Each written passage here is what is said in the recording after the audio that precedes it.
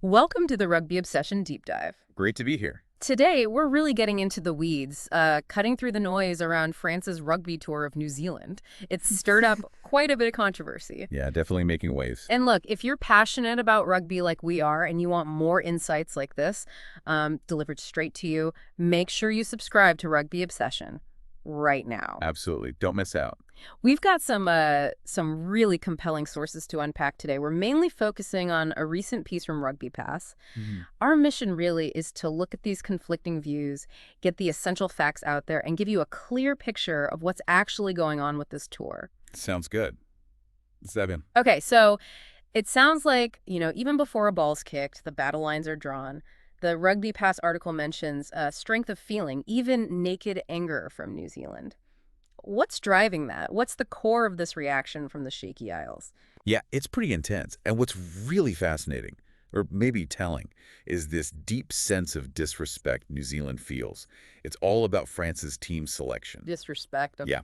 Justin Marshall, the ex-All Black scrum half, now a pundit, he didn't hold back at all. I bet he didn't. He called the French squad clearly underpowered. He printed out the average age is 25, average caps just over 9. 9 caps. That's low. It is. And get this, 49% of the players have no caps at all, almost half the squad. Wow. So Marshall just called it complete BS, said France is disrespecting the tour, not honoring the international window. Strong stuff. Okay, BS is pretty direct. So for the fans on the ground in New Zealand, what does this underpowered squad actually mean? Are they feeling like cheated? That's exactly the sentiment Marshall taps into. His whole argument is built on this expectation, this sort of reciprocity, Right. New Zealand, he says, always sends their absolute best for the November tours to France. They fill the stadiums, give the French fans the top-tier experience. They expect the same back. Precisely. They expect the same commitment. And the claim flying around is that France has left like 70% of their best players back home. 70%. That's a huge number. It is. And in Marshall's view, that just lacks basic decency and respect for the game that the fans, who pay good money, deserve. Okay, that's a really strong accusation from the New Zealand perspective. But France's coach, Fabien Galthié, he's obviously got his side of the story. What's his main defense for picking this squad? Right, Galthié presents a few angles. It's kind of multifaceted. But the big one, the unavoidable one, is the schedule clash. Schedule. Always the schedule. Always. The top 14 final is June 28th, 2025. The first test in Duned, just 1 week later. Okay, that is tight. It's incredibly tight. So players from the top 2 clubs, Bordeaux, Bègles, and Toulouse, they were basically ruled out automatically. Galthie put it pretty bluntly. We don't have a choice other than picking players who have already finished their top 14 season. Makes sense on the surface. He even added this little jab, maybe a bit cheeky, suggesting, or maybe the New Zealanders can help us to reinvent our domestic season schedule. Ooh, okay. Bit provocative there. But hang on. This whole scheduling thing, the club versus country clash, didn't World Rugby try to sort this out? I feel like they shifted the window years ago for this exact reason. That's a really sharp point, and it brings up this constant friction, doesn't it? Yes, you're absolutely right. World Rugby did try to fix it. When was that? Back in 2020. They moved the mid-year international window from June specifically to July to avoid these exact clashes. So what happened? Well, the top 14 just kept expanding its season bit by bit. The finals have crept later and later. June 25th in 2021, now June 28th and 24 and 25. So the league just filled the space. It really looks like it. The article puts it well. Wherever the international game gave ground, the top 14 responded by making another land grab. It's like this constant tug of war. Yeah, it feels like a structural issue that just won't go away. Okay, so scheduling is point 1 for Galthié, but he also mentioned something about a public health issue, player welfare. What's that about? Right, that's his second layer of defense. And maybe a slightly trickier one to back up across the board. How so? He really hammers the volume of games players face. He asks, who can play 50 rugby matches per season? Nobody. Fair point. Yeah, principle. Okay. And he specifically brings up this concrete red line of 2,000 minutes played in the season. 2,000 minutes. Okay, a specific number. Yeah. He argues that once you go past that, the risks multiply, performance drops, development stalls, and it becomes, in his words, a public health issue. That 2,000-minute red line, it sounds quite definitive. But let's dig into that. Does the data, the source material we looked at, does it actually support this claim for all the top French players who were left behind? Thinking Netamak, Ramos, Flamand. Pinot, Bielbiere, those guys. That's where it gets interesting. When you actually look at the numbers, Galthie's 2,000-minute argument doesn't really hold water as a blanket reason for leaving everyone home. Really? Yeah. So take those 5 big names you mentioned. Only 3 of them, Ramos, Pinot, and Bielbiere, would even get close to that 2,000-minute mark. And that's if they played every single minute of a 3-test series in New Zealand. Okay, so not all of them. Not even close for some. Ninimac and Flement, for instance, they'd still be well within acceptable parameters. According to the source. They wouldn't be near that red line. And the source even compares them to some Super Rugby Pacific players, guys who haven't played any international rugby yet this year. It suggests those players would likely blow past Galthie's 2,000 minutes if they played a full rugby championship and the November tours. Right, so it kind of undermines the universality of that 2,000-minute rule he cited.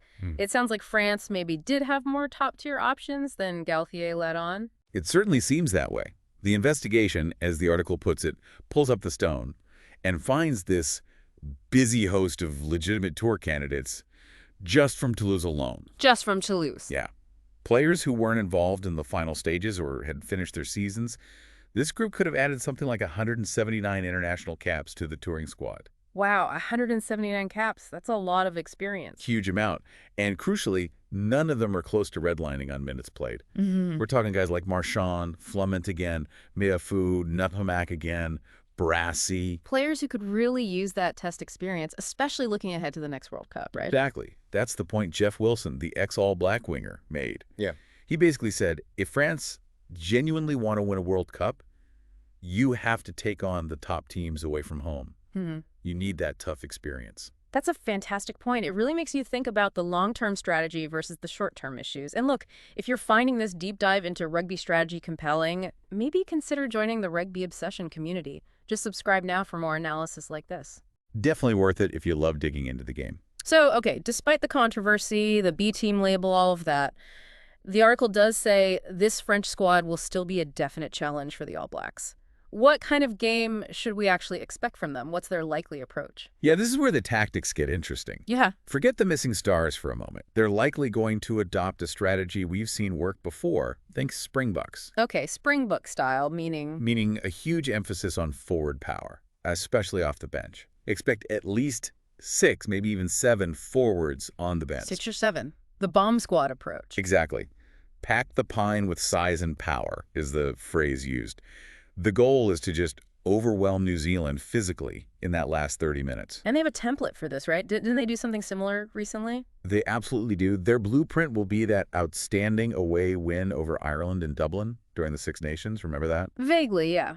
What do they do there? Galthié used a 7-1 bench split, 7 forwards, 1 back.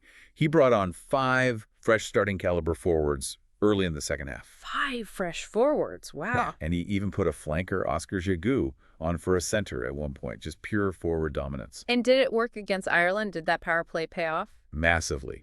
France scored 27 unanswered points after those changes. Just rolled over. 27 points unanswered. Okay, that's effective. It really was. And the source highlights the unusual level of cohesion they showed, even with these massive guys. 135 kilograms plus behemoth. Cohesion, like handling skills from the big men. Exactly. They mentioned instances like Meafou, who's like 140 kilograms, distributing the ball really smoothly, and Giroux, the flanker who was playing like a center, impersonating a 12, the article says, putting in a crucial chip kick. A flanker chipping. Okay, that's skillful. Right. It shows their forwards aren't just battering rams.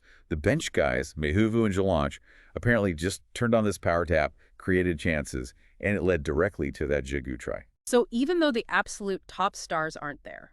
Exactly.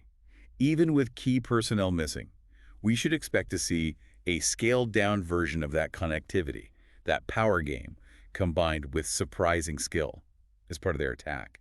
They'll be organized and powerful. It sounds like, yeah, less about individual brilliance maybe and more about executing a very specific, powerful game plan, a collective effort. I think that's a good way to put it. Okay, so we've covered the anger, the justifications, the player welfare debate, the potential replacements, and the likely tactics.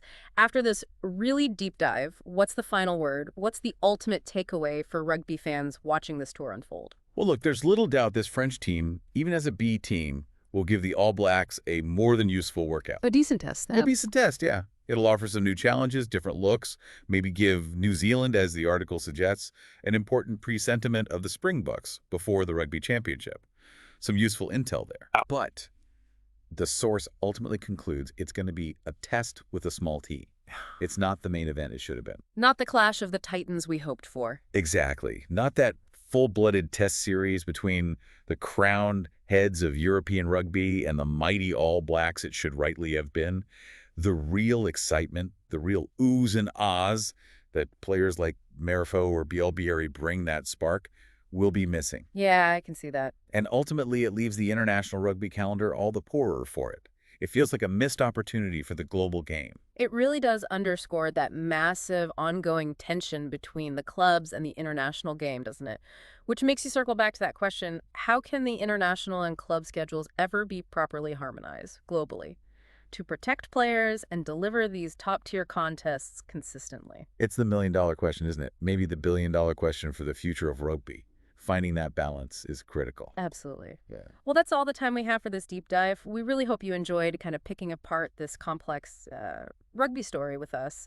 Yeah, fascinating stuff. We would genuinely love to hear your thoughts, your opinions, what stood out to you. Let us know. And please, if you haven't yet, don't miss our next deep dive. Make sure you're subscribed to Rugby Obsession to catch all our analysis. Keep the conversation going. Thank you so much for listening to the Rugby Obsession Deep Dive, and we'll look forward to you listening to our next episode.